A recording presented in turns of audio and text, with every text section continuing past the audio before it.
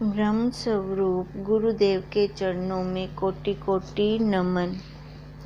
श्री विचार सागर दर्पण की चौथी तरंग में शंकावादी की ये शंका चल रही थी कि गुरुदेव आपने तो पहले मेरे को ये बताया है कि ज्ञान खाली आत्मा का ही होता है, फिर आपने बाद में ये बताया कि प्रत्यक्ष ज्ञान है जो हमें इंद्रियों के द्वारा प्राप्त होता है, और प्रत्यक्ष ज्ञान में 6 काम करते हैं, 5 ज्ञान इंद्रियां और 6ठा मन।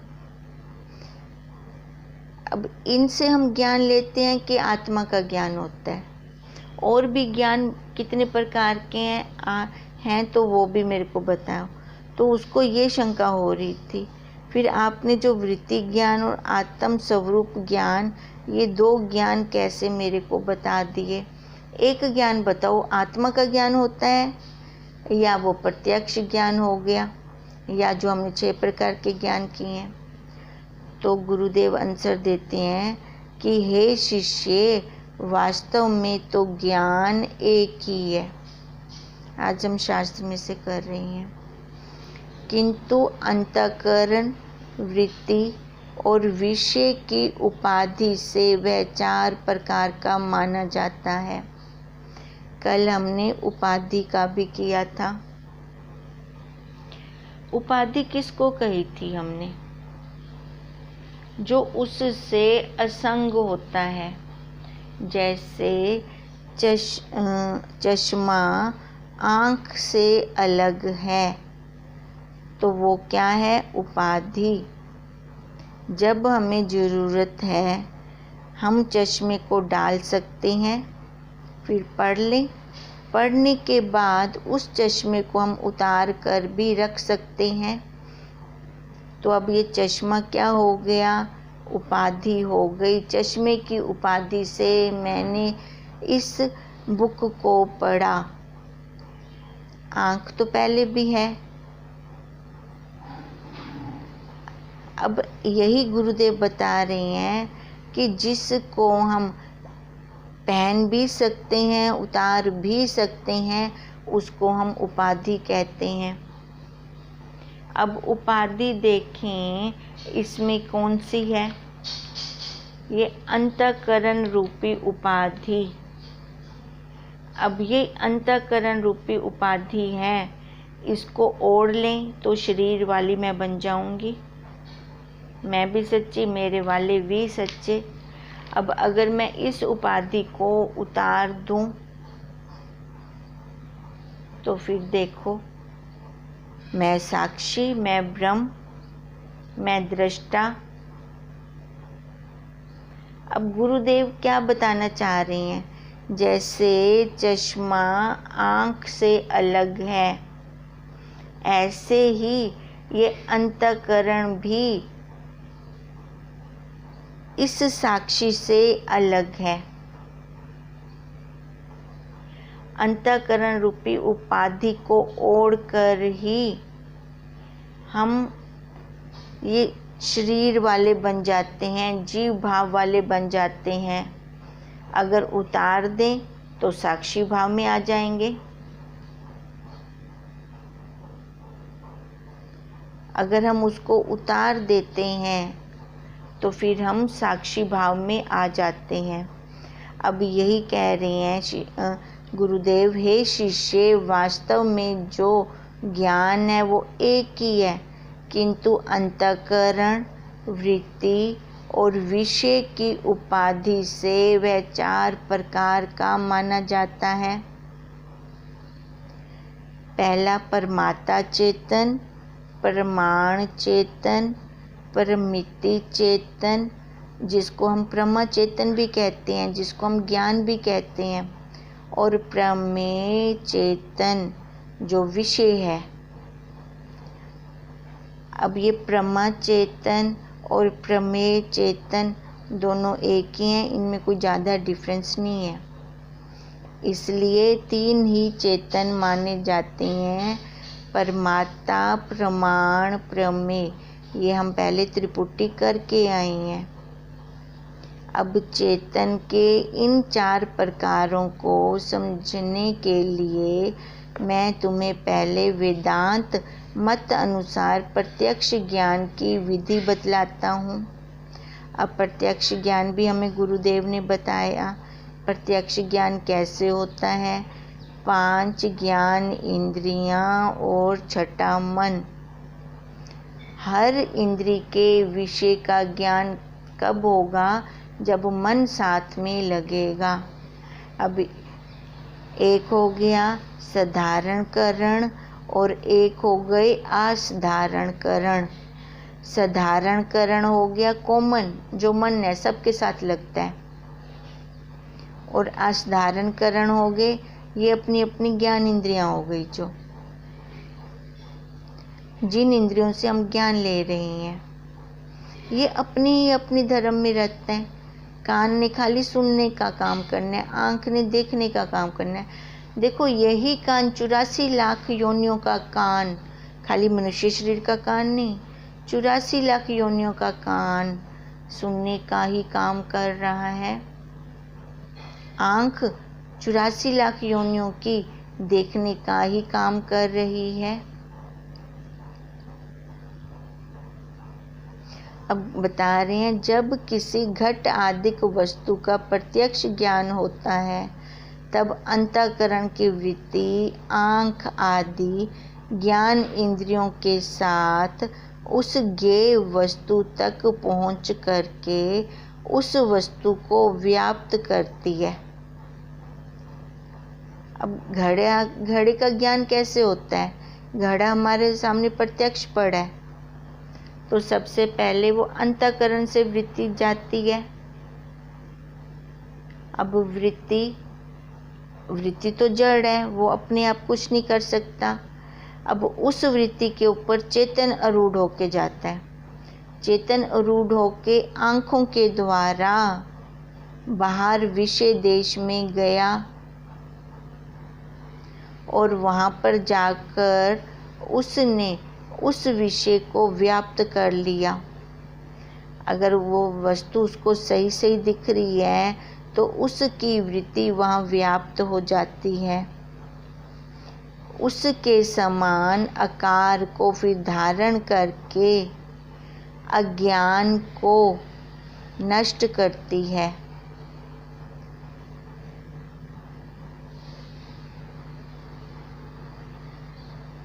अब देखो, अब अज्ञान को नष्ट करती है मतलब जो वस्तु जैसी है उसको वैसा ही उसका यथार्थ ज्ञान करवा देती है। मटके का यथार्थ ज्ञान उसको करवा देती है।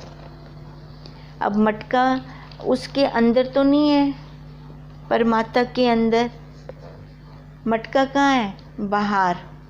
अब बाहर जो मटका है उसका प्रत्यक्ष ज्ञान कैसे करवाया? जब वो वृत्ति चेतन पर आरूढ़ होकर बाहर नेत्रों के द्वारा बाहर विषय देश में गई तो उस वृत्ति ने उस मटके को व्याप्त कर लिया, अपनी बुद्धि में स्थित कर लिया कि यही मटका है, तो अज्ञान को उसने नष्ट कर दिया। तब वृत्ति और विषय के आपस में मिलने पर अब वृत्ति गई कि ये मटका पड़ा है, अब विषय वो मटका। अब वृत्ति ने उस विषय को ले लिया। दोनों के मिलने पर अर्थात वृत्ति व विषय दोनों उपाधियों के एक देश में होने पर वृत्ति अवच्छिन्न चेतन व विषय अवच्छिन्न चेतन दोनों का अभेद होता है, मतलब एक में एक होता है। अब जो वृत्ति बाहर गई और जो विषय था उस वृत्ति को विषय को कौन लेगा? वो चेतन ही लेगा। चेतन के बिना हम विषय को भी नहीं प्राप्त कर सकते। अब जब दोनों ये वृत्तियां एक हो जाती हैं तब उस वस्तु का मतलब जो वस्तु जानने योग्य है, ये उस वस्तु का हमें प्रत्यक्ष ज्ञान होता है। इस प्रकार जहाँ जहाँ विषय का प्रत्यक्ष ज्ञान होता है, वहाँ वहाँ यही प्रक्रिया मानी जाती है। देखो, बोलने में टाइम लगेगा, देखने में कोई टाइम नहीं लगता। सीधी हमारी दृष्टि वहाँ पहुँच जाती है उस विषय में। अब बोलने में तो टाइम लगा ना, अगर इसको हम खोलें तो कैसे खोलेंगे? जब वृत्ति चेतन पर आरूढ़ होकर विषय नेत्रों के द्वारा बाहर विषय देश में गई, तो उस वस्तुज्ञ मतलब उस वस्तु का उसने यथार्थ ज्ञान करवा दिया। तो इसको हमने क्या बोला? अविच्छिन्न चेतन ने हमें उस जो विषय अविच्छिन्न चेतन था, एक वृत्ति अविच्छिन्न चेतन होगी और विषय अविच्छिन्न चेतन हो गया। ये जब दोनों एक हो गए तब वस्तु के हमें प्रत्यक्ष दर्शन हो गए। अब इस प्रकार विषय का हमें प्रत्यक्ष ज्ञान हो जाता है। बोलने में भले टाइम लगे, पर हमारी वृत्ति आँखों के द्वारा एक ही पल में वहाँ पहुँच जाती है। हे शिष्य, अब यह ध्यान में रखने योग्य बात है कि जो सामान्य चेतन जो सब जगह पर है, ब्रह्म है, वह सर्वत्र व्यापक होने के कारण अंतःकरण में भी है। वो तो बिल्कुल होगा, अंतःकरण में भी होगा।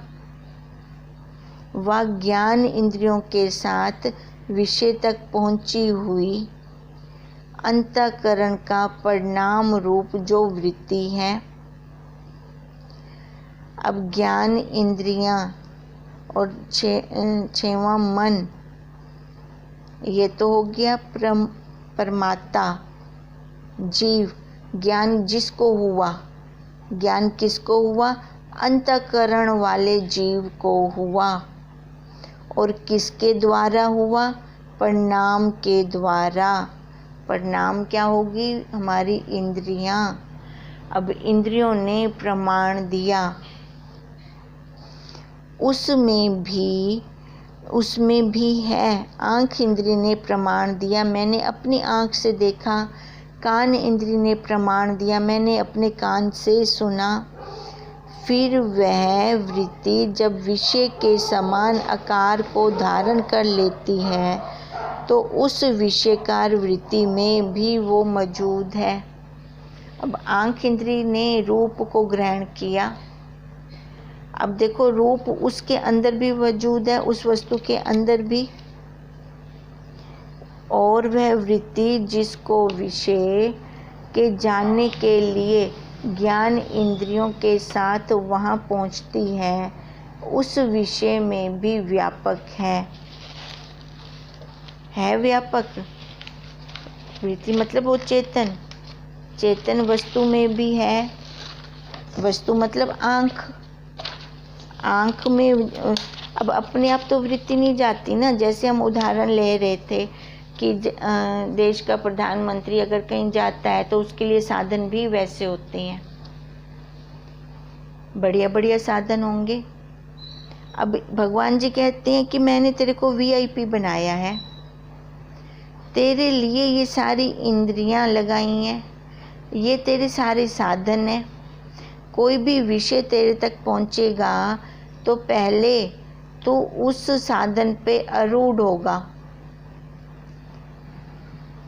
आँख पर आरूढ़ होकर ही तो रूप को देखा, नहीं तो ऐसे तो कोई नहीं देख सकता। उस विषय में भी व्यापक है, अर्थात वह एक ही चेतन सब में व्यापक है। वही चेतन परमात्मा है, वही चेतन प्रमाण है, वही चेतन प्रमेय है। क्योंकि ज्ञान भी उसके बिना नहीं हो सकता, किंतु उन अंतःकरण आदि भिन्न भिन्न उपाधियों के कारण उस एक चेतन के नाम भी भिन्न भिन्न पड़ जाते हैं। है तो वो सारा एक। जैसे हमने वो पानी का भी उदाहरण लिया था, ये बाथरूम की टूटी होगी, ये बाथरूम का पानी हो गया, ये किचन का हो गया, पर एक ही तो पानी है हमारी टंकी में। अब नीचे पाइपलाइन जहाँ जहाँ बट गई वहाँ वहाँ उसका हम देखो नाम भी रख देते हैं वैसा का वैसा। उसका लाइट का भी हमने उदाहरण लिया था। पावर हाउस में वो एक की एक है, और वही लाइट जब हमारे घर के मीटर में आती है, घर के मीटर से जब हमारे कमरों तक की फिटिंग होती है, तो करंट तो एक का एक ही आ रहा है, पर जैसे जैसे उसको उपाधि होगी वैसा वैसा वो रंग भी देगा हमें।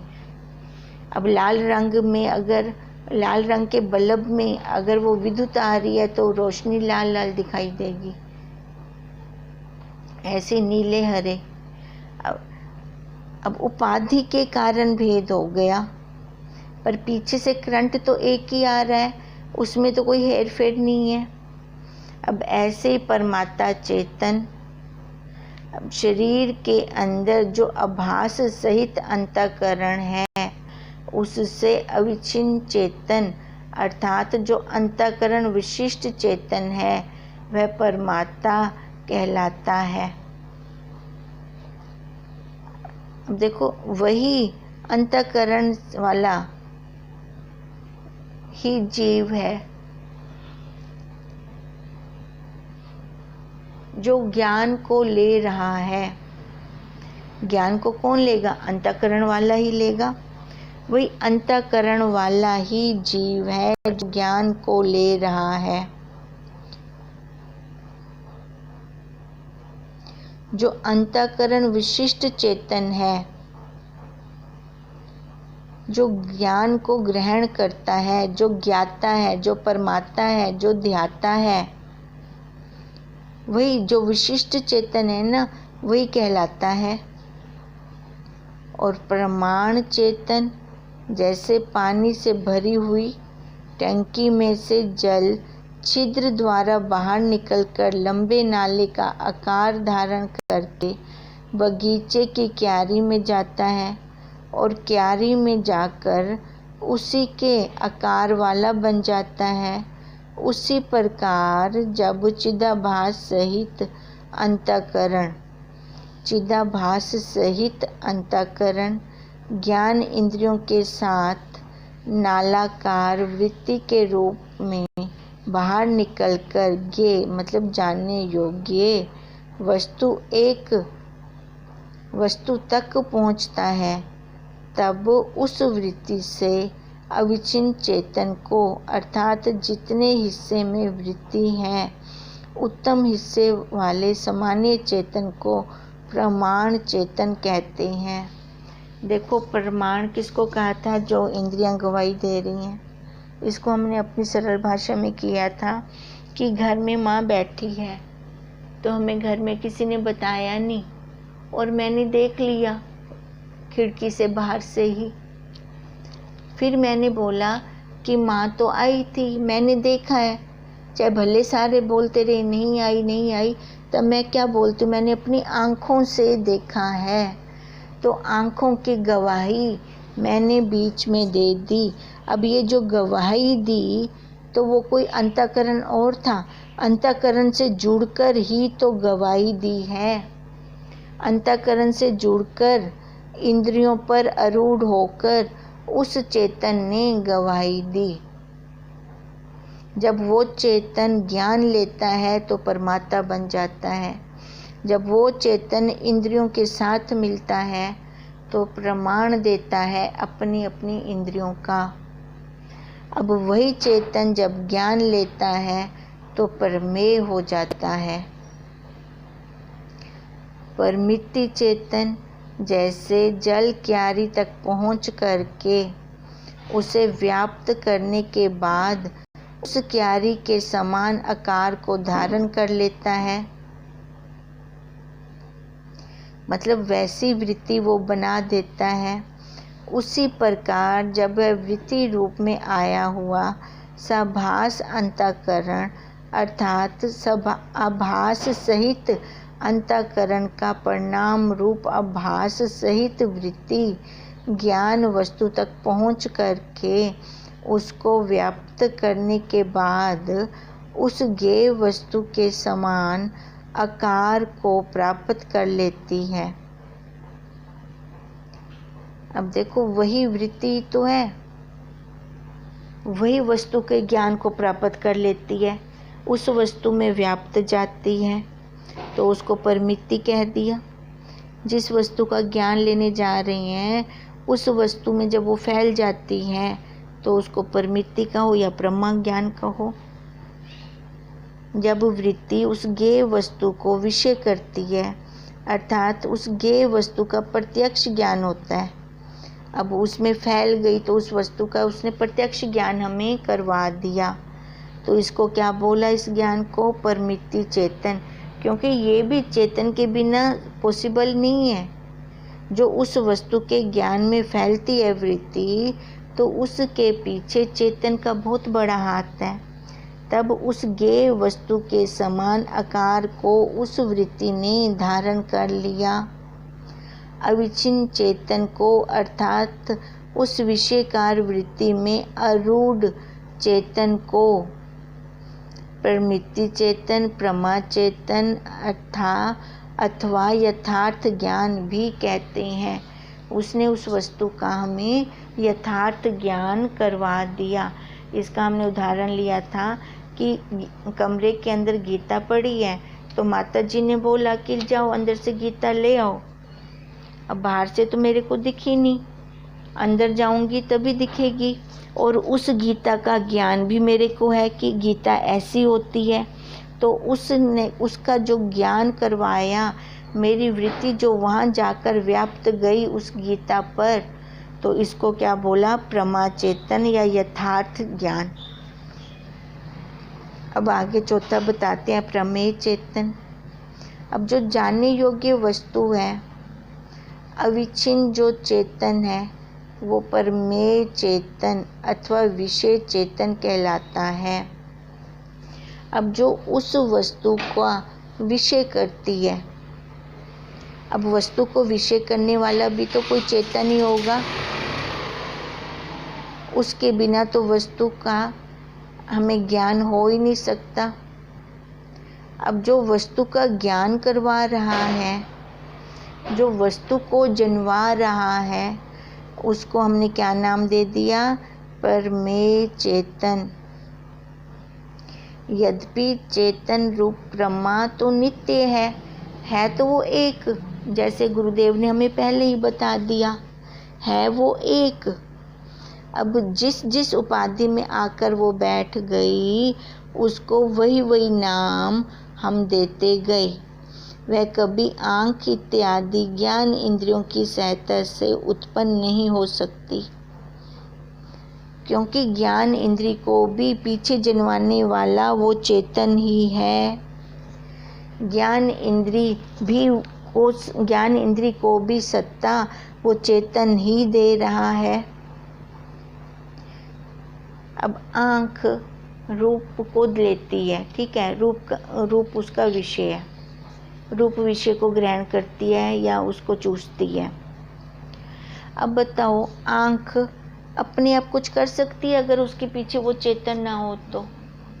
किसी भी विषय को वो ले सकती है? आँख कभी भी नहीं ले सकती। अगर वो चेतन होगा तो आँख ने रूप विषय लेना है, चाहे वो रूप जैसा मर्जी हो, काला हो, गोरा हो, सफ़ेद हो, मटमैला हो, जैसा मर्जी हो, नीला हो, हरा हो, पीला हो, उसने खाली रूप ही लेना है।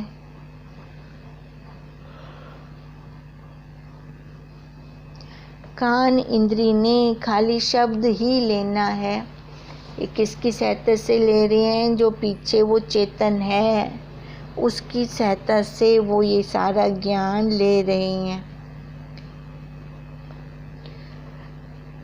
ऐसे तो इंद्रियां मुर्दे में भी हैं, पर उसके अंदर वो अविच्छिन्न चेतन नहीं रहा। वो त्रिपुटी टूट गई। अब ये त्रिपुटी जब होती है तभी ये ज्ञान होता है, नहीं तो त्रिपुटी भी जड़ है, ये अपने आप कोई ज्ञान नहीं ले सकती। इसलिए इन त्रिपुटी के पीछे चेतन लगाया गया। इसलिए कहते हैं यद्यपि चेतन रूप ब्रह्मा तो नित्य है, वह कभी आँख इत्यादि ज्ञान इंद्रियों की सहायता से उत्पन्न नहीं हो सकती। भी आँख है लगी पड़ी है तभी वो हमें पता चलेगा उसका रूप का। ऐसे तो आँख मुर्दे में भी है तो उसको तो पता नहीं चलता। अर्थात आँख इत्यादि ज्ञान इंद्रियां उस चेतन का चेतन रूप प्रमा की अंतःकरण असाधारण करण नहीं बन सकती। अब क्या कह रहे हैं कि ये जो ज्ञान इंद्रियां उस चेतन रूप प्रमा की असाधारण करण नहीं बन सकती, क्योंकि वो चेतन तो सब के साथ लगता ही है। चेतन हो गया साधारण करण, मन हो गया साधारण करण, वो सब के साथ उसने लगना है। किंतु यहाँ प्रमा शब्द का तात्पर्य शुद्ध चेतन से नहीं अपितु विषय आकार वृत्ति अविच्छिन्न चेतन से है, और वृत्ति ज्ञान इंद्रियों के साथ ही विषय तक पहुँचती है। वो चेतन होगा तभी तो पहुँच पाएगा विषय तक, नहीं तो वो पहुँच भी नहीं सकता। अर्थात वृत्ति की करण मतलब साधन ज्ञान इंद्रियां ही हैं। इसलिए विषयकार वृत्ति अविच्छिन्न चेतन रूप प्रमा की करण ज्ञान इंद्रियां मानी जाती हैं। इसी प्रकार प्रत्यक्ष ज्ञान हुए करण होने के नाते ज्ञान इंद्रियों को प्रत्यक्ष प्रमाण कहा जाता है। ऊपर कहे हुए प्रकार से कुल 6 प्रमाण सिद्ध होते हैं। अब ये हम 6 प्रमाण पीछे कर आए हैं। हे शिष्य, ऊपर जो मैंने तुम्हें चेतन के 6 भेद सुना के उनमें जो परमात्मा चेतन बतलाया है उसी को कर्ता भोक्ता तथा जीव भी कहते हैं। कर्ता भोक्ता भी वही है।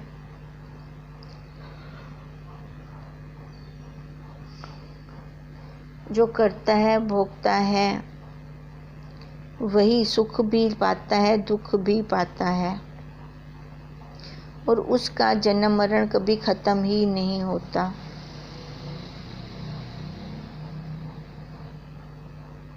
अब कहते हैं कि आभासवाद में कुछ मतभेद हैं जिसको अनंतर कहा। अवच्छेदवाद वाले कहते हैं कि अंतःकरण विशिष्ट जो चेतन है, अर्थात जिस चेतन का अंतःकरण विशेषण है वह चेतन परमात्मा है और वही कर्ता भोक्ता है, तथा अंतःकरण उपहित जो वस्तु है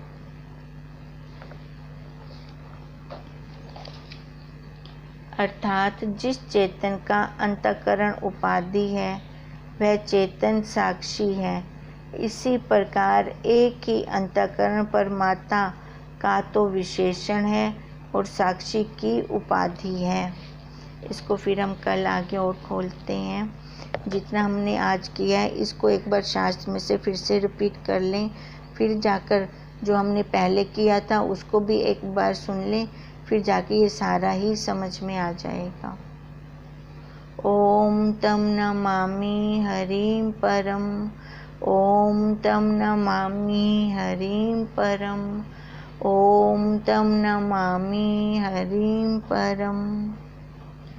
ब्रह्म स्वरूप गुरुदेव के चरणों में कोटि कोटि नमन।